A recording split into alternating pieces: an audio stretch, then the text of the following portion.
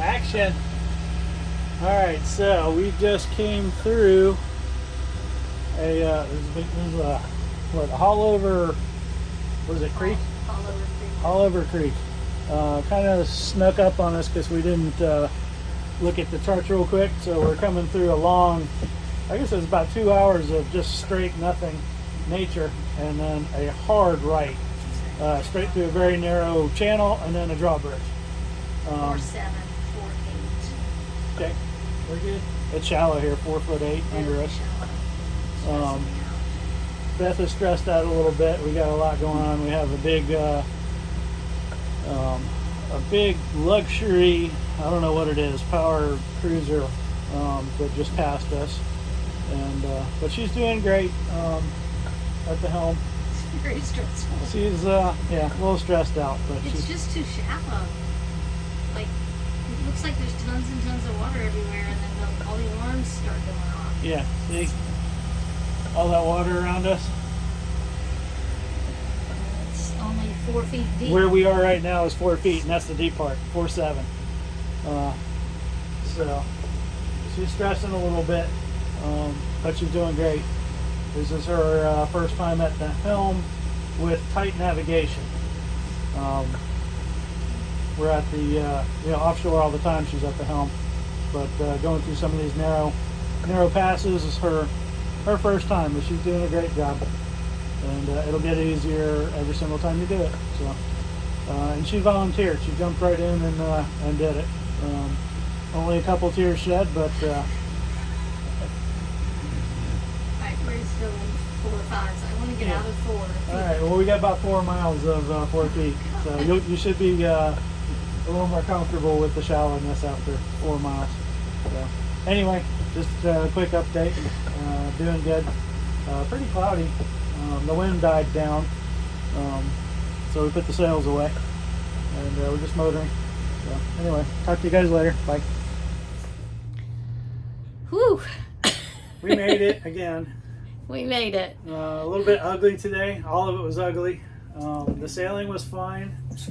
We almost missed. Actually, back up. The first part of the day was really good. Yeah. That one turn took us by surprise because we weren't looking ahead at the charts. Yeah. There was this teeny little cut we had to go through. It was very narrow, and it was a hard right, and that kind of took us by surprise. I think AJ actually was videoing me shortly after that because I was actually at the helm, and I got a little stressed. We were in pretty narrow, shallow water, and the shallow water alarm kept going off, and I don't know, it was too much. So, but I did fine, and I got through it. So after that, everything was fine. We actually put the sail up. Yeah, a few times, which was nice. Yeah. This boat likes to sail. Yeah, we had a couple boats sailing with us that were around us all day. They were, up and down with their sails, and so actually it was a really good day. It was dreary. It's very cloudy, and we had some rain, not hard rain, but just kind of sprinkles throughout the day. And then we got to Indian River. Well, we had a drawbridge that was under construction, Yes. which we went in circles for probably close to an hour. Almost an hour. Waiting for them to clear so they could open the drawbridge, and so we could go under. So that put us a little bit behind. Yeah. And then from that point on, it actually was kind of ugly. The rain came. There was this blackness that you can see right here. We actually had a decent amount of rain and a little bit of wind. I think we picked up to around 20. Yeah. At some point. Yeah. We put the staysail out for the 20. Once that let up, and we put the head sail out again to make Genoa. Yeah. And but then we kind of lost our place. Like we weren't. I don't know. We weren't on the same page with where we were going. And there's a cut about a bridge back from here that we have to go through to cut across to like Cape Canaveral area. I thought we had one more bridge to go, but we actually just passed the bridge where I had planned on stopping and anchoring. So we turned around. We turned around and went to go look for the anchorage, and it was so exposed. Yeah. It was like that. Yeah, it was like wide open. Wide open. We couldn't get close to shore to get protected because it was too shallow. Too shallow. Yeah. So we struggled with that for a little bit, and then we decided, all right, let's go to the next, go down to the next bridge, and that actually worked out much better. That's where we are now. What, Merritt Island? Yeah, this is Merritt Island Bridge. That's actually, I think, a marina right there behind us. Yeah, much closer to the shore, much more protected. We're still kind of out here, but yeah, we're on the outside edge. There's quite a few boats in here actually anchored, a little bit closer to land than we are, but we're only in 5.7 feet of water right now. We are at low tide, so we'll have a little bit more tide come in, but anyway, we're pretty good. There's a pretty strong current though.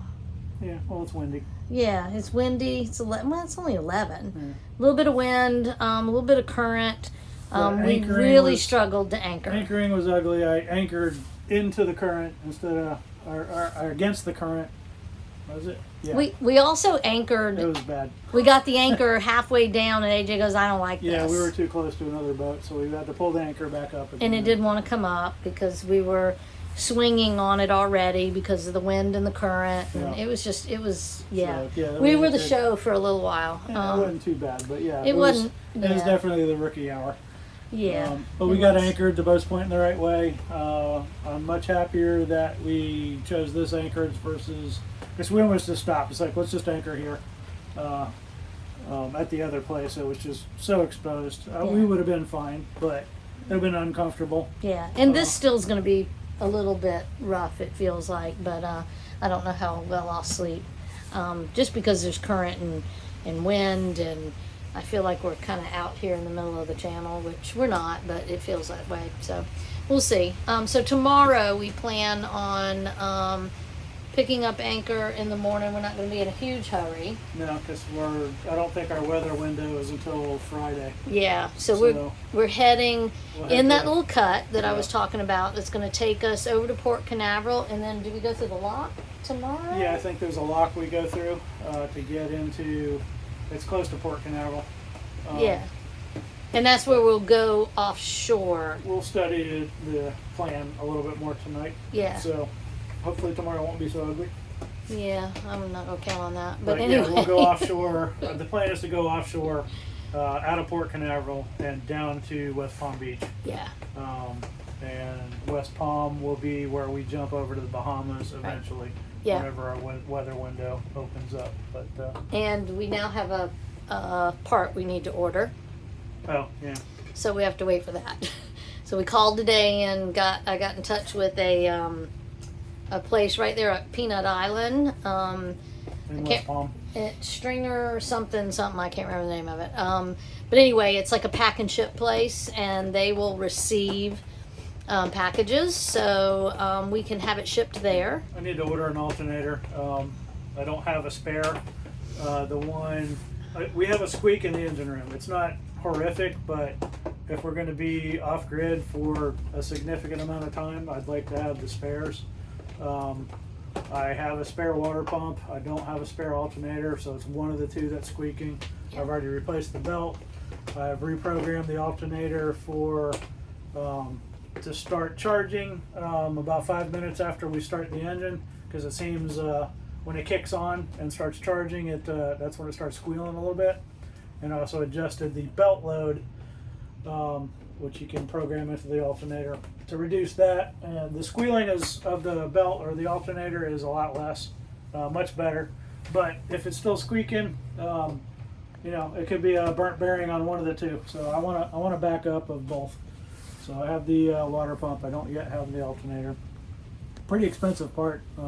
Depends on where you get it from. It's either $700 or $1,000. Oh, jeez. Okay. $1,000 at West Marine. I didn't know how much it was. Yeah, so I just knew we needed it's it. a $700 part. So we're going to try to pick that up in West Palm Beach, just to have as a spare. So if things really need to be replaced, we have the parts to replace them. Yeah. And then also when we get there, we've got a couple of things where I'd like to, again, freshen up our fresh food supply. We're out of lettuce again. We eat too many salads, I guess. And we need longer charging cables for our devices out here in the cockpit. Like we're using my iPad in addition to the plot charter, but the iPad mounted up here on the helm, which is great, except that we can't run the charging cord because the way our helm is. Yeah. It charges down there on the side. Yeah, on the front of on the other side of the pedestal. So we got to go down and then back up again. And the cord's not long enough. So I need a longer cord for that. Or we can set it on the seat. We can, and that's fine if we're not messing with sails. Yes, if we're doing anything with sails, it's in the way. So anyhow, and it kind of defeats the purpose for me. I think part of the reason I got really stressed out today was that it was very narrow and very shallow, and I needed to stay on a very tight course. And when I have to look behind me to the right, well, it's not just to the right, it's to the right and behind me, and then look back and try and translate that, my brain just doesn't do that.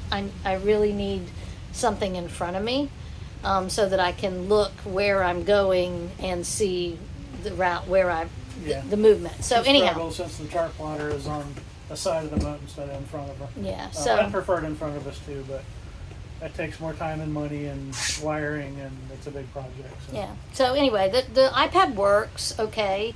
It tracks a little slow, like every now and then. Like I feel like I'm on a track and everything's going along and my little arrow is moving and things are great, and then all of a sudden it jumps ahead and I'm not on course at all, and I'm like it lags scrambling a little bit sometimes. So that's a little stressful, but other than that, when you're in tight channels and tight navigation, it's a little cumbersome. With offshore and bigger stuff, you'll be fine. So it's raining again. I don't know if you can see the rain. It looks like it's socked in for a while. Yeah. The Bimini has been fantastic. We had a boat with us most of the day. Chamara? They just had a Dodger. Had just a small Dodger, which basically just covers your companionway, and it's completely open. And then the whole rest of the boat was open, and he was just standing out there in the rain, just sailing away for hours. So I'm like, no, thank you. So yeah, it really has been nice with the Bimini. There's a couple of drips here and there, but it's kept us pretty dry. We did have I don't know if I told y'all the other day, we did have a zipper break. We just had the top repaired, and somehow we missed a zipper. Yeah, zipper got missed. I actually talked to the girl that did the work, and she messaged me to tell me that she stumbled onto a zipper, a new zipper, and she thinks she might have used an old zipper. And I said, well, funny you say that. Because today we had a zipper just break and kind of disintegrate in our hands.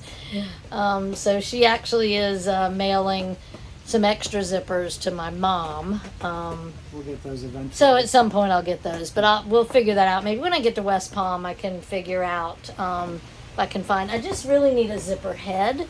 So if I can find some of those, and we may have some on the. We have some on the We boat. did have some, but I thought we gave them all to the alterations person, or the person that did the Bimini. So anyway, we just need to fix that because we can't seal this, so we have a little bit of leakage and stuff through there, but it's way okay. Better than the other guy. We are so much better than the other person.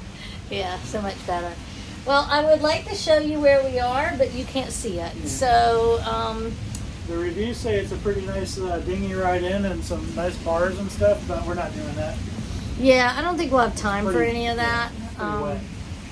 Tomorrow morning we'll see what things look like. Like I said, we're not in a huge hurry. We'll kind of reevaluate and we got how long plenty of food and bar drinks and beers and we don't need anything. We anything. don't need to go. We don't need anything. But yeah. No, but it would be nice to get off the boat. Anyway, well, that was the day. Yeah. Hopefully tomorrow will be a little more elegant. doubt it. We'll see. We have to go through a lock, so that's brand new. Yeah, that's going to be interesting. It's like, what is it, like 2 feet? It's a small lock. Yeah. They said the people I watched on YouTube, they were all nervous about it, and they said if it's your first lock, this is the great one to do because it's pretty easy. So. Yeah. We'll Ooh, see we what saw a that's like. manatee today. I did see a manatee. Yeah. When we were coming through that little place where I was all kind of freaked out, it was right after that, I think, that we saw, right as we were clearing that, we saw a manatee. And AJ was saying that the people that were given the review on the lock, or the information he was reading on the locks, said the dolphins and the manatees use the lock as well. So that's kind of weird. Maybe we'll see one in the lock. Anyway. All right, it's update tomorrow. Yeah, it's 5:30. I'm wet and yucky, so I'm gonna go take a nice hot shower while we have free hot water. Yep. And we will update you guys tomorrow. Okay. Bye. See ya. Bye.